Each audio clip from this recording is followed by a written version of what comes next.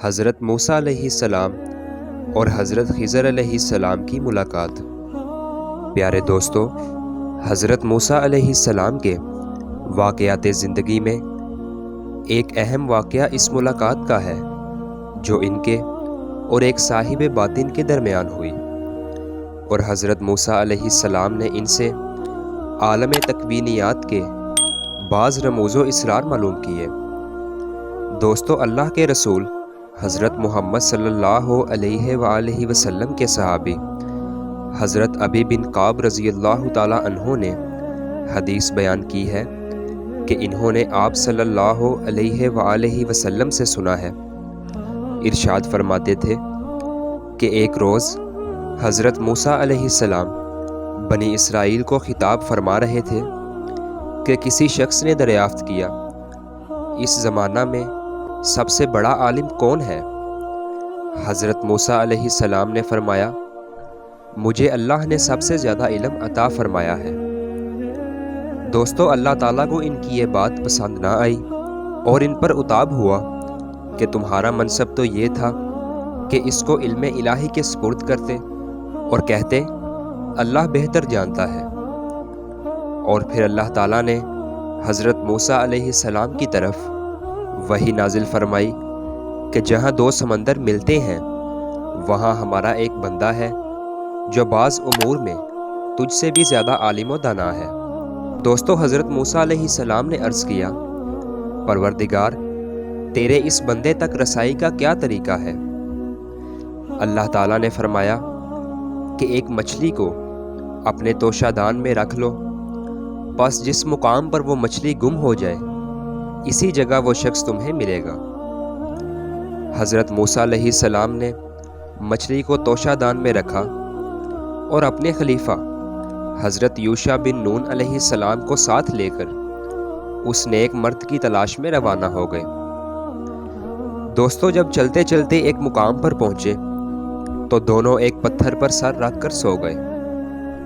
عین اسی وقت مچھلی میں زندگی پیدا ہوئی اور وہ زنبیل سے نکل کر سمندر میں چلی گئی۔ دوستو، مچھلی پانی کے جس حصہ پر بہتی ہوئی گئی اور جہاں تک گئی وہاں تک پانی برف کی طرح جم کر ایک چھوٹی پگڈنڈی کی طرح ہو گیا۔ ایسا معلوم ہوتا تھا کہ سمندر میں ایک لکیر یا خط کھینچا ہوا ہے۔ یہ واقعہ حضرت یوشع بن نون علیہ السلام نے دیکھ لیا تھا، کیونکہ وہ حضرت موسیٰ علیہ السلام سے پہلے بیدار ہو گئے تھے، مگر جب حضرت موسیٰ علیہ السلام بیدار ہوئے تو ان سے ذکر کرنا بھول گئے، اور پھر دونوں نے اپنا سفر شروع کر دیا اور اس دن اور رات میں آگے ہی بڑھتے گئے۔ جب دوسرا دن ہوا تو حضرت موسیٰ علیہ السلام نے فرمایا، اب تھکان زیادہ محسوس ہونے لگی، وہ مچھلی لاؤ تاکہ بھوک رفع کریں۔ دوستو، نبی کریم صلی اللہ علیہ وآلہ وسلم نے فرمایا، حضرت موسیٰ علیہ السلام کو اللہ تعالیٰ کی بتائی ہوئی منزل مقصود تک پہنچنے میں کوئی تھکان نہیں ہوئی تھی، مگر منزل سے آگے غلطی سے نکل گئے تو اب تھکان بھی محسوس ہونے لگی۔ حضرت یوشع علیہ السلام نے کہا، آپ کو معلوم رہے کہ جب ہم سگرا پتھر کی چٹان پر تھے تو وہی مچھلی کا یہ تعجب خیز واقعہ پیش آیا کہ اس میں حرکت پیدا ہوئی اور وہ زنبیل سے نکل کر سمندر میں چلی گئی، اور اس کی رفتار پر سمندر میں راستہ بنتا چلا گیا۔ میں آپ سے یہ واقعہ کہنا بالکل بھول گیا، یہ بھی شیطان کا ایک چرکا تھا۔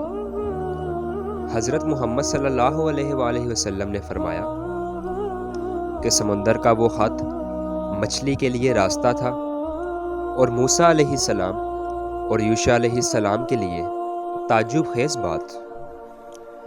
دوستو، حضرت موسیٰ علیہ السلام نے فرمایا کہ جس مقام کی ہم کو تلاش ہے وہ وہی مقام تھا، اور یہ کہہ کر دونوں پھر ایک دوسرے سے بات چیت کرتے ہوئے اسی راہ پر لوٹے اور اس سگرا پتھر کی چٹان تک جا پہنچے۔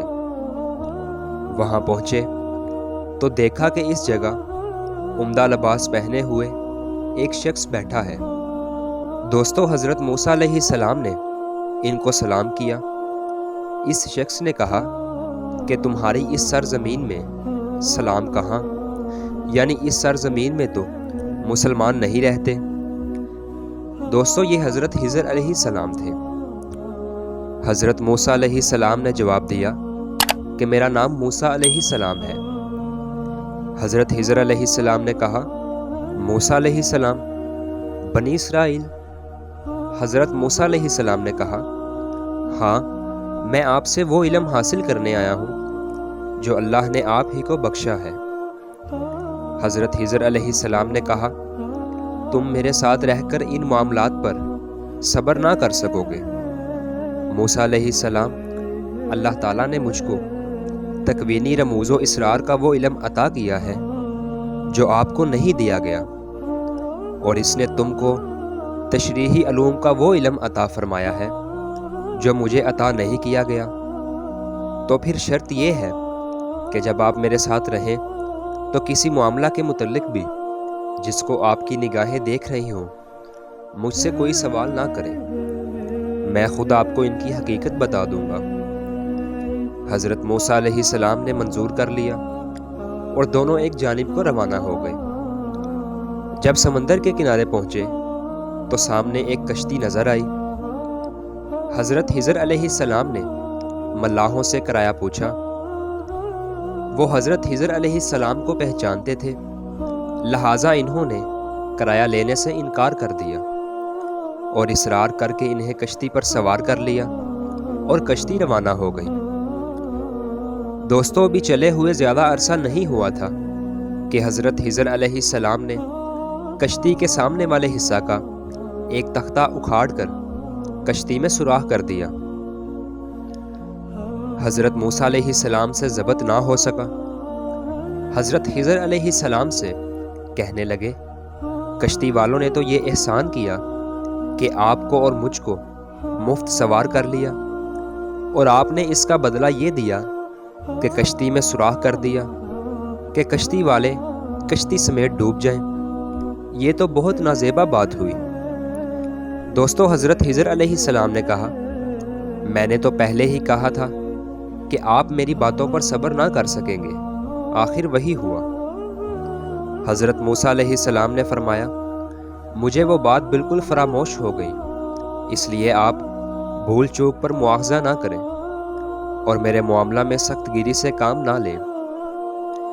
حضرت محمد صلی اللہ علیہ وآلہ وسلم نے فرمایا، یہ پہلا سوال واقعی موسیٰ علیہ السلام کی بھول کی وجہ سے تھا۔ دوستو، دوسری جانب اسی اثناء میں ایک چڑیا کشتی کے کنارے آ کر بیٹھی اور پانی میں چونچ ڈال کر ایک قطرہ پانی پی لیا۔ حضرت خضر علیہ السلام نے کہا، بلا شبہ تشبیہ علم الہی کے مقابلہ میں میرا اور تمہارا علم ایسا ہی بے حقیقت ہے جیسا کہ سمندر کے سامنے یہ قطرہ۔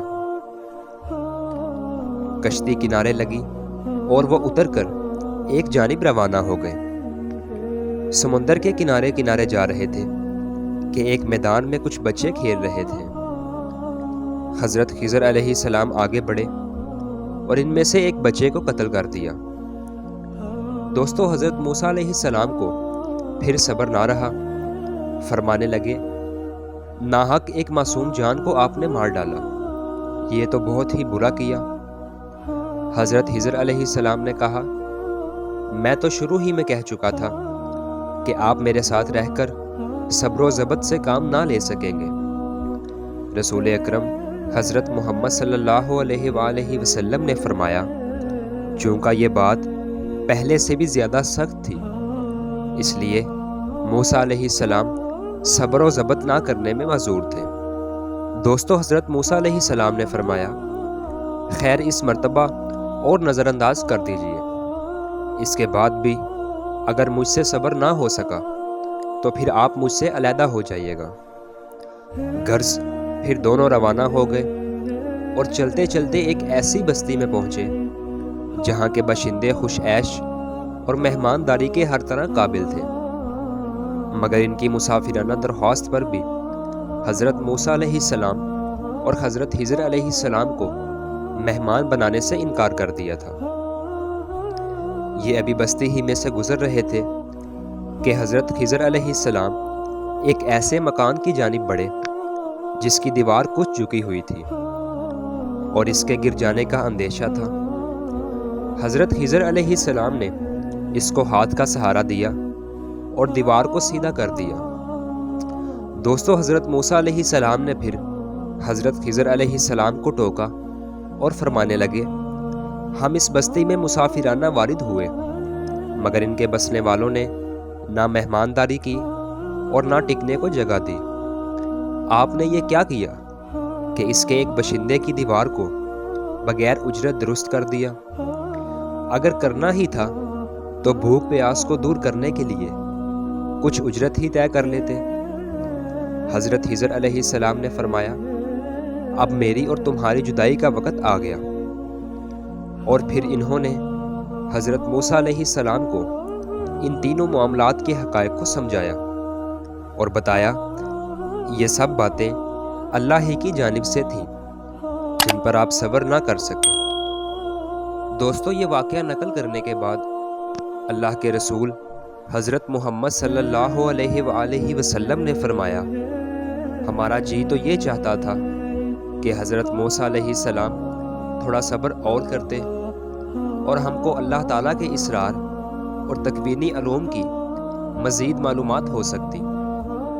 جب حضرت موسیٰ علیہ السلام اور حضرت خضر علیہ السلام کی علیحدگی ہونے لگی تو حضرت خضر علیہ السلام نے ان واقعات کی جو حقیقت بیان کی۔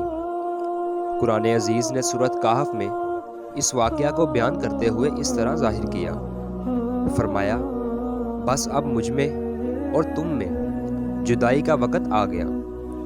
ہاں، جن باتوں پر تم سے صبر نہ ہو سکا ان کی حقیقت تمہیں بتلائے دیتا ہوں۔ سب سے پہلے کشتی کا معاملہ لو۔ وہ چند مسکینوں کی تھی جو سمندر میں محنت مزدوری کرتے ہیں، اور وہ جس طرف بڑھ رہے تھے وہاں ایک ظالم بادشاہ ہے جو کسی کی اچھی کشتی پاتا ہے اسے زبردستی لے لیتا ہے۔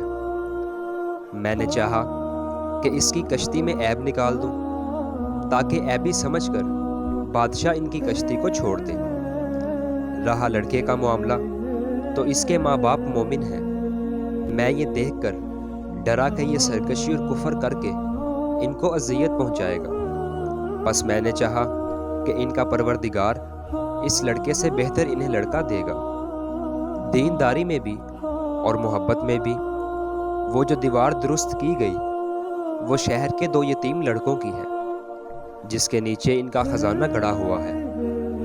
ان کا باپ ایک نیک آدمی تھا، بس تمہارے پروردگار نے چاہا دونوں لڑکے اپنی جوانی کو پہنچیں اور اپنا خزانہ محفوظ پا کر نکال لیں۔ یہ ان لڑکوں کے حال پر پروردگار کی ایک مہربانی تھی جو اس طرح ظہور میں آئی۔ اور یاد رکھو، میں نے جو کچھ کیا اپنے اختیار سے نہیں کیا بلکہ اللہ تعالیٰ کے حکم سے کیا ہے۔ یہ ہے حقیقت ان باتوں کی جن پر آپ صبر نہ کر سکیں۔